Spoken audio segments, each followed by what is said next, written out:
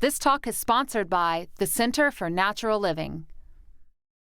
Well, it's good to be here tonight because I'm going to talk to you about one of my most favorite topics, and that is the path to universal abundance. You know, we all think it's possible, and the politicians always promise us that every election, and they never deliver.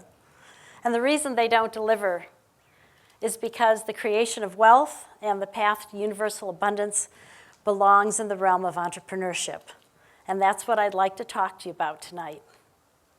Now, to do that, I first have to talk a little bit about what wealth is.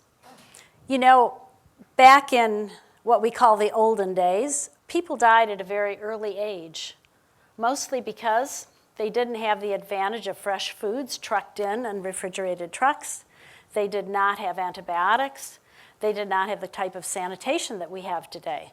So today, we live a lot longer. This is our present wealth. And it was made possible, this increase in lifespan, by these creative uses of old resources to create antibiotics, refrigerant trucks, and other sources of health, such as supplements. I forgot to mention that. And in the past, of course, people had a very limited view of the world. Today, the whole world is our oyster. And in the future, the universe will be our oyster, so to speak. Now, again, all these changes are brought about by simply understanding that wealth is not money. It's the goods and services that we can create that our money buys. If we were on a desert island, we could have all the money in the world, but if we had no food, water, or medicine, we would not consider ourselves wealthy, especially if we couldn't buy it. So let's talk about what's happened to the world in the past and the future. Here we have the gross national product per capita. Basically, it means the amount of wealth creation per person. I mean, it's a measure of wealth creation, an imperfect one, I agree, but the best we've got. And here we've got the different years. And back, in the 1700s, everybody, and all back here in the years I haven't shown, everybody was pretty much living on $1,000 a year, or what the equivalent wealth would be for $1,000 a year. That's not very much. And that happened for centuries until one day, what happened? Well, at the late 1700s, early 1800s, all of a sudden, in what we now call the developed world, we got an increase in wealth creation, a very big increase. But in what we call the third world, there wasn't much change. Why did that happen? Well, it happened because in the late 1700s, early 1800s, we had an unusual situation called the United States of America, in which economic freedom became a reality. Now, prior to that, if you wanted to be an entrepreneur, well, actually, it was very difficult because you had to go to the king or the monarch, and you had to get permission to engage in that particular activity. And if you were one of the lucky ones, you got a monopoly. And if you weren't one of the lucky ones, he just said no. And the guilds, if you wanted to be in a particular profession, if you did not have the money and clout to get into a guild, well, you couldn't be a carpenter. You couldn't shoe horses. You couldn't do whatever it was you wanted to do without permission of the guilds. Well, that didn't happen in the US. So all of a sudden, entrepreneurs were able to do what they do best, which is create wealth, new ideas, putting old resources to new uses. So that's what happened. Now, to give you an example of how this works in real life, John Stossel, when he was with ABC News, he's now with Fox Business News, he went and he decided he was going to open a business selling Frisbees. So he went to Hong Kong, which had been rated shortly before he did this as the most economically free area in the world. And he was able to open his business in hours. In New York City, it took weeks. In India, it took years with no promise that he would ever be able to open his Frisbee store. Now, what this means is that there were so many regulations and hurdles that he was not able to get his business going in India. And this is why India is poor relative to the United States. And the United States is getting a little less wealthy compared to Hong Kong. Their per capita income at the time of this study was actually quite high and a little bit higher than the US. So, if regulation is driving people out of business, how does this work? Let's see some more evidence. So, if you look at what happened between 1980 and the early 90s in the US, and you look at regulators in the thousands, you see that in the Reagan years, the number of regulators actually decreased considerably, about 20%. And while that was going on, the number of private sector jobs increased, and this increase was in the millions as opposed to thousands for the federal regulators. And of course, the situation then reversed itself years later. What this shows is that regulators, on average, destroy 150 private sector jobs. And which jobs are they destroying? The entrepreneurial jobs, the small businesses. Why is this bad? Small businesses create about 80% of the jobs. So if we destroy small businesses and entrepreneurs, we are really destroying the wealth-creating engine of our country, which of course is jobs. That's how we create wealth. We have some type of job, even if it's working for another company or working for ourselves. And working for ourselves and having a small firm is the way that most wealth is created in this and other countries. Now, a lot of people are concerned about this because they said initially, when they saw the developing countries finally developing, oh, this is going to be bad because we will have the rich getting richer and the poor getting poorer. But actually, just the opposite happened. If you look here, this is the amount of GDP per capita again. So it's graphed against the Economic Freedom Index, in which includes a big component of how kind the government is to entrepreneurs. So in other words, if you have high freedom, you don't have much regulation. And as you can see, as wealth creation increases, and it does as freedom increases, the number of people living in poverty goes down in direct proportion.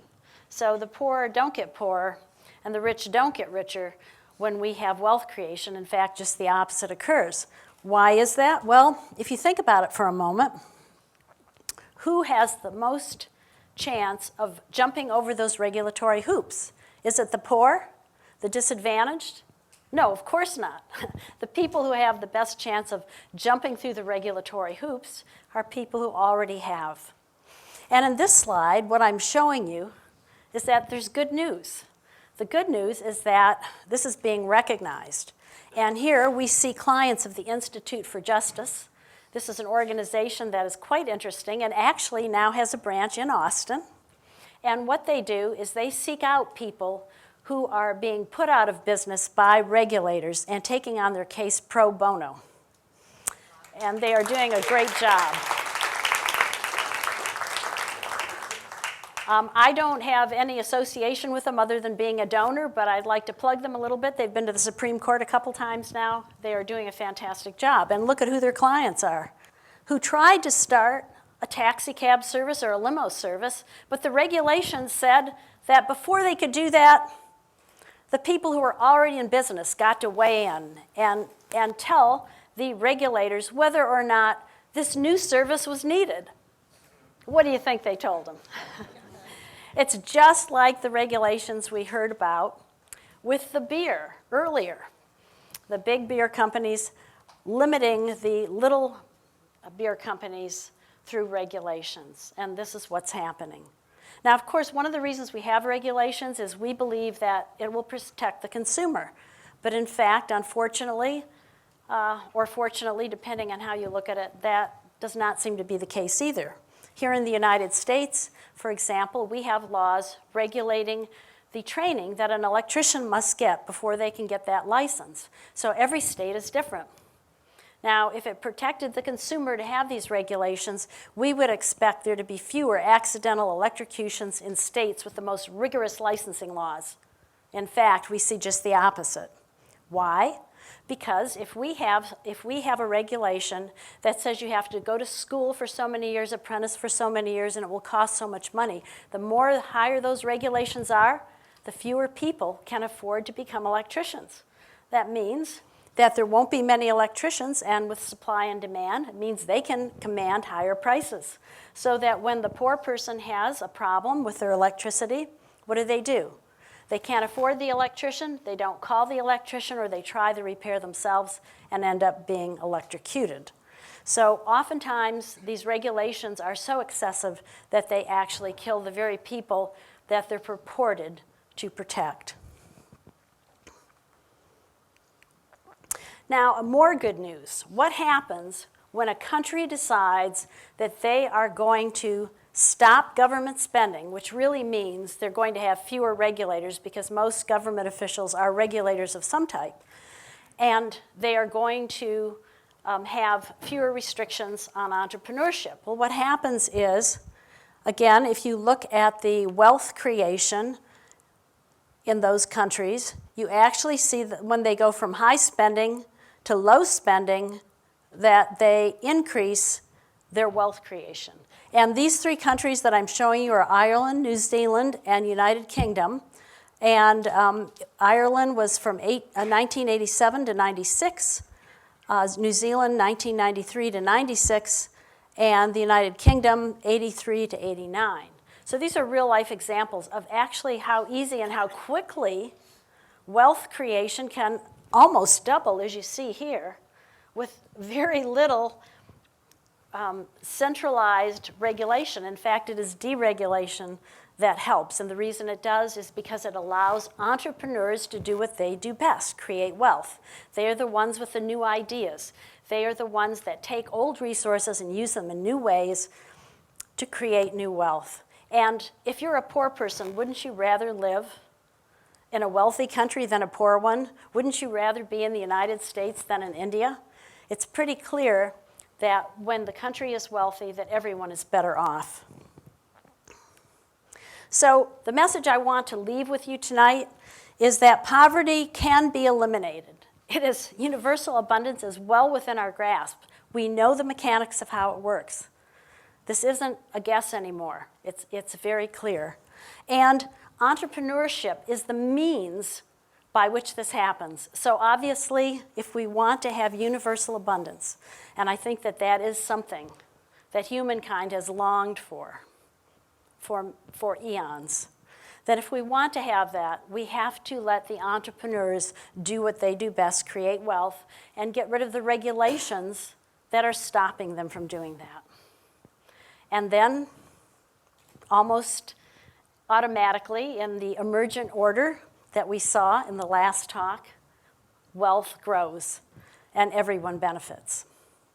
Now, because my time is limited tonight, I can't share with you much more in the way of detail than I already have. So if you want to know more, I invite you to go to my website, where there's a lot of free material, including a free download of my book, Healing Our World, the 1992 version. And if you have questions or concerns or want to know more about this, I encourage you to email me. So I want to thank you for your attention tonight, and I want to again leave you with a message that the universal abundance that we have always wanted for the entire world is ours if we just let the entrepreneurs create it. Thank you.